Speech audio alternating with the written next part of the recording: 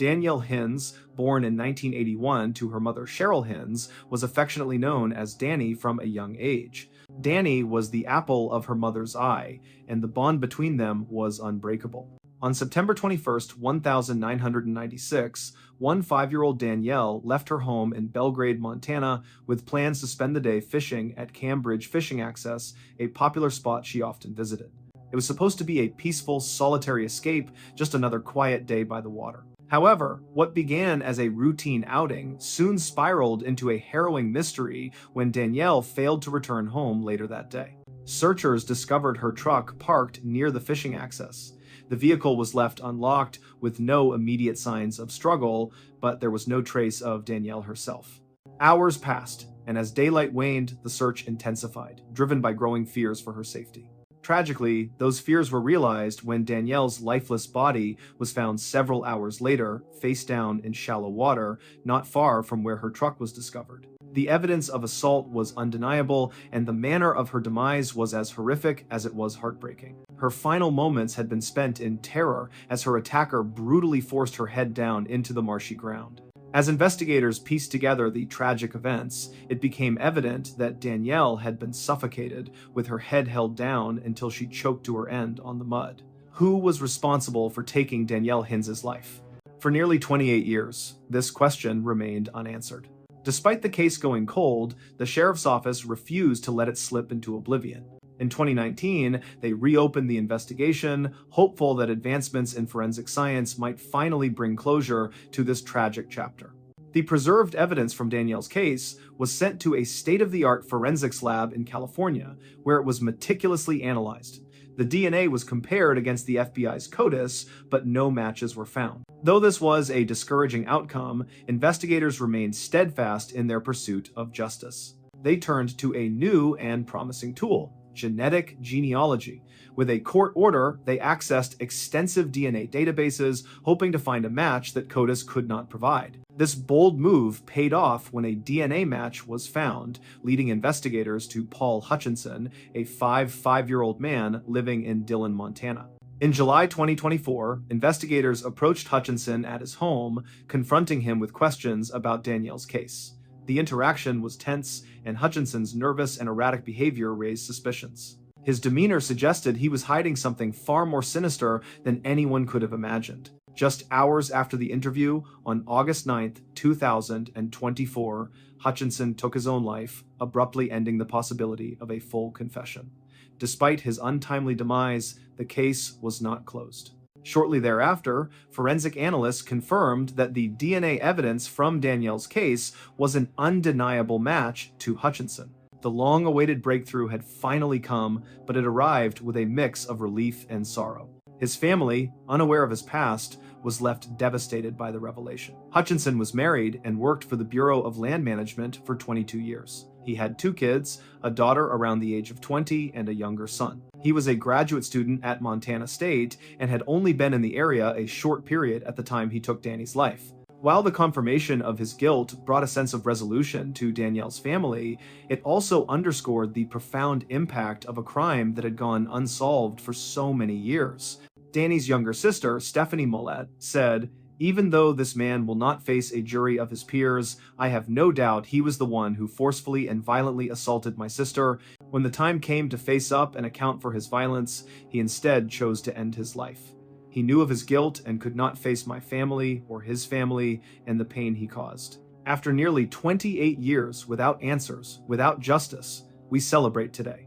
If you arning he's lost a caster, in they artifina, it will supparten with the backe. Stephanie says 28 years is far too long, and she had to fight far too hard to find justice for her 5-year-old sister. She also said, "Montanans, Danielle's story should anger you. It should make you think about your mothers, your sisters, your wives, and your daughters. It should make you think about everything you would do to protect and honor the women you love." The wife of Paul Hutchinson, Chrissy, has issued the following statement: "We are absolutely heartbroken to learn this news, and our hearts go out to the Hins family. It is good to know that they will at last be able to find the closure that they deserve." Our own family was already reeling from dealing with Paul ending his own life. In 24 years of marriage, there was never any hint that something like this could be lurking in the background. Paul was an exceptional husband and father. This latest news makes our grieving so much more complicated. We would appreciate being given the space to process and come to terms with this development as we mourn. Righted Schramut. The investigation into Danny's case is closed. However, law enforcement is still looking into Paul Hutchinson's life and possible connections to other cold cases. Melissa Patton was born on September 9, 1977, to Carl and Norma Patton. Growing up just outside of Atlanta, Georgia, she shared a close bond with her older sister Tina. Melissa's personality was infectious. She was often described by her loved ones as bubbly, kind, and trusting. After high school, she married her longtime boyfriend, Christopher Wolfenbarger, and the couple relocated to a different part of Atlanta. Their union was blessed with 2 children, a son named Joey and a daughter named Chrissy. Melissa thrived as a devoted wife and mother, embracing her role with joy and dedication. The last known contact Melissa had with her parents occurred on Thanksgiving Day in 1998, during a phone call from Christopher's grandparents' home. She discussed plans for Christmas, leaving her family with the impression that everything was normal. However, when Melissa failed to appear for the holiday and later missed her mother's birthday in February 1999, her parents' worry turned into alarm. Norma decided to take matters into her own hands and traveled to Melissa's home, only to be met with disturbing news from the neighbors. The Wolfenbargers had mysteriously moved away shortly after Christmas, leaving no trace of their whereabouts. Christopher, Melissa's husband, never filed a missing person report for her, nor did he inform her family of her sudden absence. His silence was deafening, especially considering his documented history of domestic violence against Melissa. The fact that he did not reach out to her family further fueled their fears and suspicions. For Norma, Christopher's actions, or lack thereof, raised chilling questions about what had really happened to her daughter. On April 29, 1999, a gruesome discovery was made in a wooded area along Avon Avenue near Hartford Avenue. Inside a garbage bag discarded in a dumpster was the severed and bleached head of a woman. Just over a month later, on June 3rd, more dismembered remains belonging to the same woman were found. These remains, carefully packed in black trash bags and discarded in another dumpster, were missing the torso. Investigators noted that the dismemberment appeared to have been done with a saw, suggesting a methodical and brutal disposal of the body. The locations where the remains were found raised particular interest among investigators. They were alarmingly close to a glass company where Christopher Wolfenbarger, Melissa's husband, had been employed in the late 1990 seconds. This connection was more than a coincidence. Christopher had been dismissed from this company after being suspected of stealing a reciprocal saw, a tool that could easily have been used in the dismemberment of the body. The proximity of the dump sites to his former workplace and his history of theft added a chilling layer to the investigation. As authorities dug deeper, the pieces began to fit together in a disturbing way. The careful dismemberment and the bleaching of the head pointed to a perpetrator who had both the tools and the knowledge to carry out such a heinous act. While the identification of the remains had not yet been confirmed, the proximity to Christopher's past workplace and the nature of the crime created a dark cloud of suspicion over him. In 2003, a significant breakthrough emerged in the haunting case of Melissa Patton's disappearance when authorities successfully identified the dismembered remains as hers through advanced DNA testing. This pivotal identification hinged on a DNA sample from her father, Carl Patton, who had recently been arrested for a string of unrelated crimes. The discovery not only provided grim closure to Melissa's family, but also unveiled a sinister facet of Carl's past that had long remained hidden. Between 1973 and 1977, Carl was responsible for the slayings of 5 individuals across Georgia, 3 of which were part of the infamous Flint River slayings. These cases had baffled law enforcement for years, remaining unsolved mysteries until the DNA evidence linked Carl to them. As the investigation deepened, Carl pleaded guilty to 4 of these cases in March 2003 and the 5th in May of the same year. His confessions led to a life sentence without the possibility of parole, sealing his fate behind bars and bringing some measure of justice for his victims. Initially, the revelation of Carl's brutal past led investigators to suspect him in the disappearance and slaying of his own daughter, Melissa. However, further scrutiny and evidence established that Carl had been incarcerated well before Melissa vanished, effectively eliminating him as a suspect in her case. This development was both a relief and a new source of anguish for the Patton family, as it meant that the true perpetrator remained at large. With Carl cleared of any involvement, the focus of the investigation shifted back to Christopher Wolfenbarger, Melissa's estranged husband. Despite the red flags, law enforcement struggled to gather the concrete evidence necessary to press charges against him, leaving Christopher as the sole suspect without formal accusations. In 2024, the police, determined to bring closure to the cold case, re-examined the evidence with fresh eyes and new forensic techniques. These developments finally pointed decisively toward Christopher Wolfenbarger, Melissa's estranged husband, as the prime suspect in her slaying. On a hot summer day in August, law enforcement moved swiftly to apprehend Christopher at his home in Griffin, Georgia. The arrest itself was as bizarre as it was telling. Christopher was found desperately trying to evade capture by hiding behind a dryer in his residence. This attempt to conceal himself only reinforced the suspicion that he had something to hide. The officers wasted no time in taking him into custody, marking a pivotal moment in the long and painful journey toward justice for Melissa. On August 6, 2024, Christopher was formally charged with taking the life of Melissa. At the press conference, Detective Shepard, who took over the case several years ago, said Christopher had been a person of interest from the beginning and that probable cause is how they were able to finally make the arrest. When asked what specifically linked Christopher to the slaying, he said, "I want to protect the integrity of the case going forward, so I cannot disclose certain evidence, but we look at everything when it comes to a cold case." Indifferent. The Des did ask Mally. For her family, the arrest brought a bittersweet sense of vindication. The man they had long suspected was finally being held accountable, but it also meant revisiting the trauma of their loss. Norma Patton, Melissa's mother, said, "We have finally made it, he is in custody, and now we just need to get over the last hurdle and get him convicted." You do not know what the final straw was that caused him to do what he did to her. He is the only one who has the real answers. She said her last words to her daughter were, "I love you, and you know where I am if you need me." End quote. She come to as braided in wealth. Norma said the following about her serial perpetrator husband. He had been devastated when he found out her life had been taken, but he was deliriously happy as soon as he found out Chris had been arrested.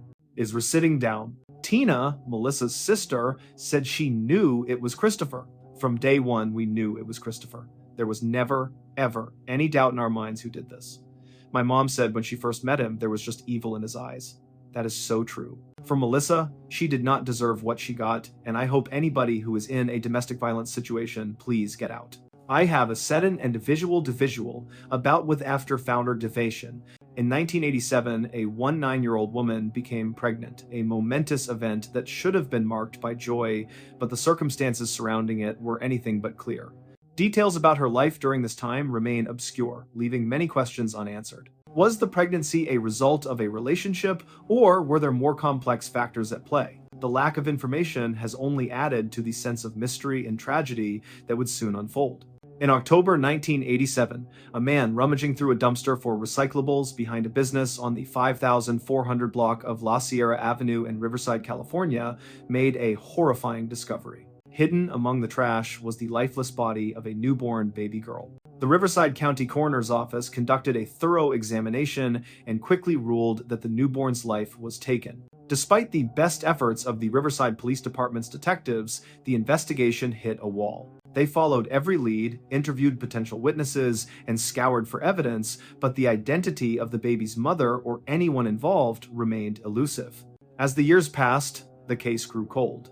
The Riverside Police Department's cold case unit made a pivotal decision in 2021 that would eventually lead to justice for a crime that had been unsolved for over 3 decades. Determined to resolve the case of the unidentified baby girl found in 1987, detectives joined forces with the Riverside County Regional Cold Case Team and the nonprofit organization Season of Justice. This collaboration was driven by the hope that new forensic technologies, especially advanced DNA analysis, could finally identify the mother of the deceased infant. Their dedication paid off when the DNA evidence eventually led them to a name, Melissa Jean Allen Avila. After years of uncertainty, the mother of the baby was finally identified, but the case was far from over. Authorities needed to locate Avila, who had since moved across the country. On August 7, 2024, the long search came to an end when Avila, now a five-year-old resident of Shelby, North Carolina, was apprehended. Her arrest was the result of coordinated efforts between the U.S. Marshals, Pacific Southwest Regional Fugitive Task Force, and the U.S. Marshals Carolina's Regional Fugitive Task Force. Following her arrest, Avila was extradited back to Riverside County, California, the place where the tragic events of 1987 had unfolded. She now faced charges for taking the life of her newborn baby girl. Avila, now facing the weight of long-delayed justice, was booked into the Larry D. Smith Correctional Facility, a stark contrast to the years of freedom she had lived despite the dark shadow of her past. With bail set at $1 million. The severity of the charges against her was unmistakably clear. The court will soon hear the evidence that ties Avila to the slaying of her newborn daughter, with DNA analysis playing a pivotal role in the prosecution's case. Wayne Pratt, a 4-year-old man, worked as a gas station operator at the Enco gas station located along U.S. Highway 41 inches, Winnebago, Wisconsin, about 60 miles southwest of Green Bay. Known for his kind-hearted nature, Wayne was deeply loved by those around him, especially by his wife, Marie Pratt, to whom he was a devoted and caring husband. The night of June 12, 1963, would mark a tragic and unforeseen twist in his life. On that fateful evening, the ordinary rhythm of Wayne's existence was shattered, setting off a chain of events that would leave his family and community in shock. What began as just another day at the gas station quickly turned into a night filled with fear and uncertainty, changing the course of Wayne's life forever. As the evening progressed, the quiet town of Winnebago was unaware that something terrible was about to unfold at the Enco station. That evening, Wayne Pratt had been at home relaxing and watching TV. It was an ordinary night until around 8:40 p.m., when the sound of a car pulling up to the gas station interrupted his evening. Always diligent and ready to help, Wayne stepped outside and walked toward the station, assuming that the driver needed gas or assistance. He had no reason to suspect that this encounter would be anything other than routine. As time passed and Wayne did not return home, his wife Marie grew increasingly anxious. The minutes stretched into what felt like hours, and her concern deepened. Unable to shake the feeling that something was wrong, Marie decided to head to the gas station herself, hoping to find Wayne busy with a late customer. However, nothing could have prepared her for the horror she was about to uncover. Upon arriving at the Enco gas station, which was usually bustling with activity, Marie found the scene eerily quiet. Her heart pounded as she entered the building, and her worst fears were realized when she discovered Wayne's lifeless body in the back room. He was covered with a blanket, a shocking sight that made the grim reality all too real. The man she loved and had spent her life with was gone. Overcome with grief and disbelief, Marie immediately called the police, her voice trembling as she reported the tragedy. When authorities arrived, Marie recounted the harrowing details of how she had found her husband. As the investigation into Wayne Pratt's slaying began, the full extent of the brutality he suffered became chillingly clear. Wayne had been stabbed 53 times, a horrifying act of violence that shocked even the most seasoned investigators.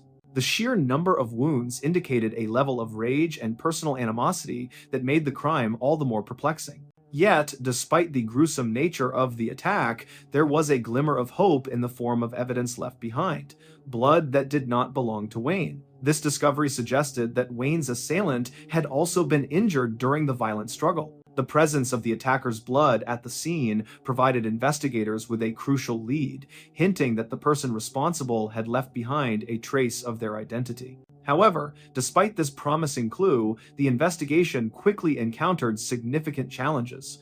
No further details about how the events unfolded that night could be uncovered, leaving many questions unanswered. As the months turned into years, the trail grew colder. Investigators exhausted every lead, but the case remained frustratingly stagnant, with no arrests made and no new evidence coming to light. Wayne Pratt's case began to slip from the forefront of public attention. The case, once a priority, slowly transitioned into a cold case as the initial burst of investigative activity failed to yield any significant breakthroughs. By the time the late 1960 seconds arrived, the investigation had stalled almost entirely. With limited resources and no new leads, law enforcement had little choice but to scale back their efforts. In 2011, nearly 5 decades after Wayne's life was brutally taken, the case was reopened as investigators sought to leverage advancements in forensic science to find new leads. With DNA technology now more sophisticated, the hope was that re-examining the evidence might finally reveal the identity of Wayne's perpetrator. Investigators focused on the blanket found covering Wayne's body, knowing that any genetic material left behind could provide the breakthrough they needed. By 2015, their efforts seemed to be paying off. Sorensen Forensics, a leading forensic testing company, identified DNA mixtures on the blanket, a promising development that brought new life to the investigation. However, the mixed nature of the DNA samples complicated matters, preventing authorities from entering the information into national databases to search for a match. The investigation stalled once again as the inability to isolate a clear profile left investigators at a frustrating standstill. 3 years later, however, the case took a significant turn. In 2018, a warrant was issued for the arrest of William Doc Dockstader, an 82-year-old man from Bowler, Wisconsin. Dockstader had been on the radar of investigators since 1963, when he was initially identified as a suspect in the days following Wayne's demise. Tips about his potential involvement resurfaced in 1968 and again in 2022, keeping him in the periphery of the investigation for decades. But it was not until 2023 that new DNA technology provided the evidence needed to conclusively link Dockstader to the crime. In 2023, Sorensen Forensics re-examined the DNA evidence using the latest technology, while cybergenetics employed true allele data analysis to sift through the complex DNA mixtures. The analysis revealed, on July 16, 2024, that Dockstader's DNA was statistically identical to the DNA found on the blanket that covered Wayne's body. This breakthrough, though bittersweet, finally provided the answer that investigators, Wayne's family, and the community had sought for over 61 years. That William Dockstader had passed away in 2022 at the age of 82. The Winnebago County Sheriff's Office officially closed the cold case. The Winnebago County District Attorney's Office reviewed the evidence and confirmed that had Dockstader been alive, there would have been sufficient grounds to charge him with the slaying. The resolution of the case brought a measure of closure to a decades-old mystery, even as the memory of Wayne Pratt's tragic demise continued to resonate with those who had lived through it.